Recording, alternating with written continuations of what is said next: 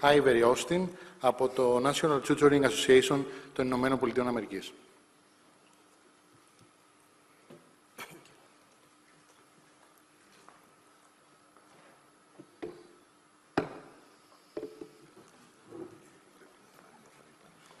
Good afternoon. I am honored to be here today. Your distinguished guests, the network in inviting myself, the hospitality by Mr. George. I'm a product of tutoring. In 1983, I entered college as what they call an at-risk student. I was considered not really going to graduate. I had no college preparation when I entered. And 3 years later, I ended up being a tutor. Imagine that. And I've been tutoring ever since, trying to help, sharing and I'm really appreciative of the optimism that I've heard since I've been up here about with the challenges that you have, because I know even I graduated with a master's ultimately in physics, but I wasn't expected to graduate. I wasn't even expected to finish. I'll tell you a real quick story. While I was in college, I remember being in my dorm room, and there were 6 guys that came in. They had came in from a party, and they were having a good time. And when they got in the room, they saw my grades. And I was studying, obviously, because I needed some help. And I had C's and D's. I was studying for calculus. And they were badgering me and getting on my case about, well, we party and get the same grades you do. And a testament to that is, out of those 6 guys that entered that room, none of them graduated. So I'm here to tell you that tutoring does work. It's been around for quite a while, and I am a product of it. All right, let me talk to you a little bit about what's going on in the U.S. Now, I won't be able to do it really any justice because what's going on in the U.S. is fairly complicated, but I'm going to do my best to give you a snapshot of what is really going on so you have an idea.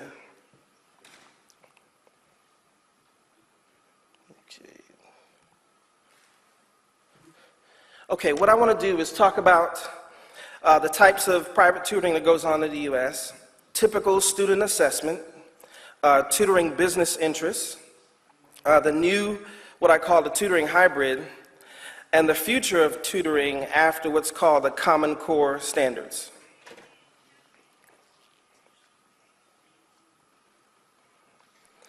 Now, from what I've been hearing about the options, the popular option here is classes. Now, in the United States in 2005, 2006, there was some research done, and they found there was about 31% were classes of less than 10. And they had 8% of classes more than 10, and 55% were one-on-one. So when it comes to face-to-face versus online, that's really what's going on in the U.S. right now. There's a lot of face-to-face tutoring going on one-on-one relationships. And that is affordable for some.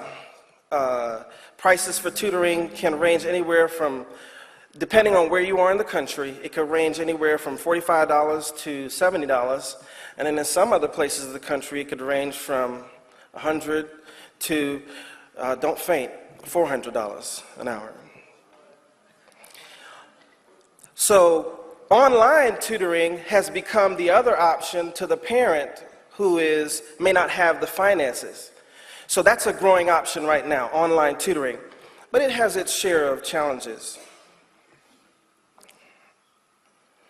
The general model that tutoring businesses use is pretty much this.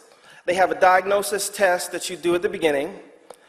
Then they prescribe materials based on that test, and then they have post-tests. And all of that centers around performance. In other words, how is the students performing? Now, The model is, this is not the only model, but this is the usual model used in the No Child Left Behind. The providers for No Child Left Behind typically use this type of prescriptive model.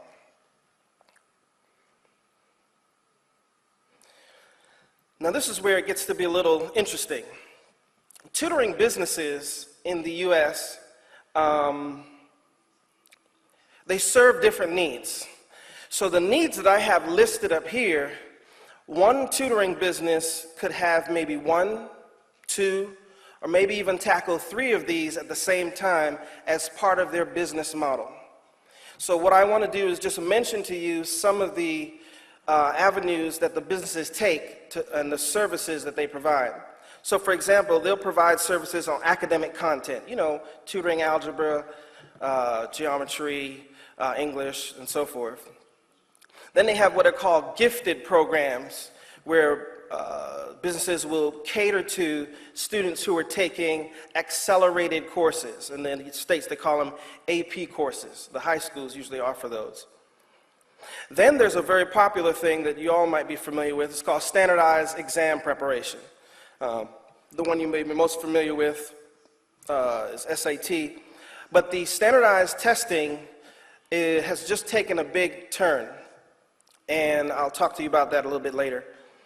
But a lot of preparation goes into students that are in like the younger grades, let's say 8th grade on up. They have to test out of their particular grade. Then you have college entrance preparation, which you're familiar with here, and you have SAT, ACT exam preparations. The new thing that's come out is called STEM. It's science, technology, engineering, and math.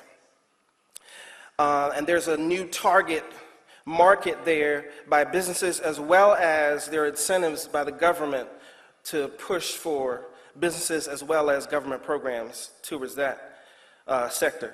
Then you have special education, attention deficit, dyslexia.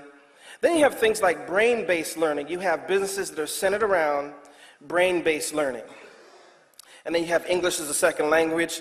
And this is only to mention a few of the businesses, models that different businesses might have in terms of who they serve and what they serve.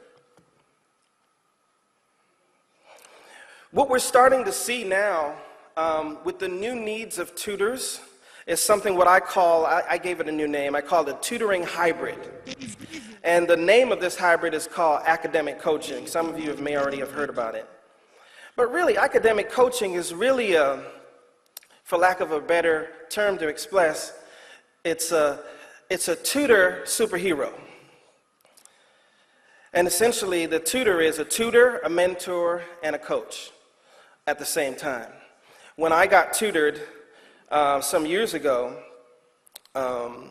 it wasn't that complicated. I didn't have to know how to help my students learn how to read or understand if they were reading, comprehending, and so forth. So the role has changed quite a bit, and it's a holistic approach.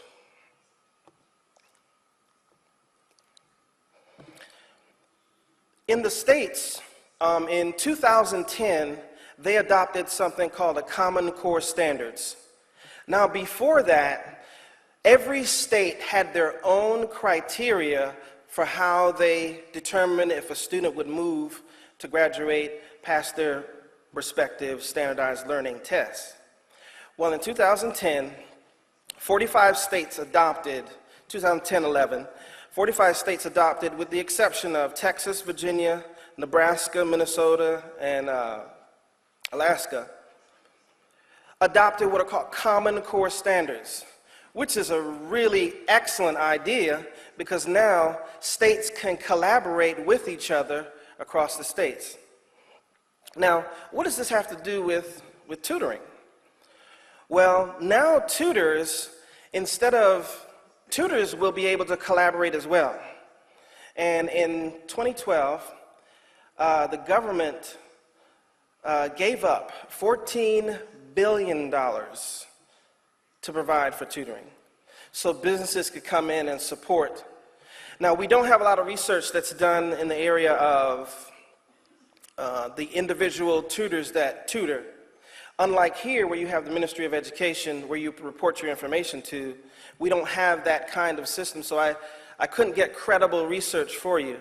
But I will tell you that there's quite a bit of money. If any of you want to come to the States to earn some money, you sure can too. There's enough for everybody. This effort, though, Common Core Standards, is a state-led effort. And what's really interesting about it is the standards are actually clear. And what's key about it is that the standards are set up to help the students achieve either going to college or having a career. So now, tutors are equipped with figuring out how to help students across the states, which is pretty interesting. So, in conclusion, what's going on in the United States as far as private tutoring is fairly complicated because different needs are being exposed. But really, what's really happening that's exciting is the Common Core Standards will actually allow the different tutors as well as local educational institutions to actually collaborate with each other and talk to each other. That's a great thing. The challenge for us will be how now do we move from what would be called the industrial age, where you just had to learn to read and write, to now where technology is increasing by a factor of 2 every 18 months. You have Twitter, Facebook, and you have different sorts of venues where students can actually communicate, but they're not learning how to communicate well using those venues. I don't know if they have, I'm sure they have Xbox over here. But anyway, students use a lot of time playing Xbox in the United States, and it's not helping their tutoring grades, their grades as students. So the issue for us is, how do we move from industrial age, changing the system, to now everybody collaborating with each other, critical thinking improving, students being able to express abstract thoughts, and that's the challenge that we're having today. I could go on for quite much longer, but I decided to give you just enough to give you a picture of what's going on in the United States. But I did want to just reassure you, I'm a product of tutoring. I'm a first generation to go to college. And if I can make it and I can get here, surely all of your students can make it and get to where they need to be as well. Thank you.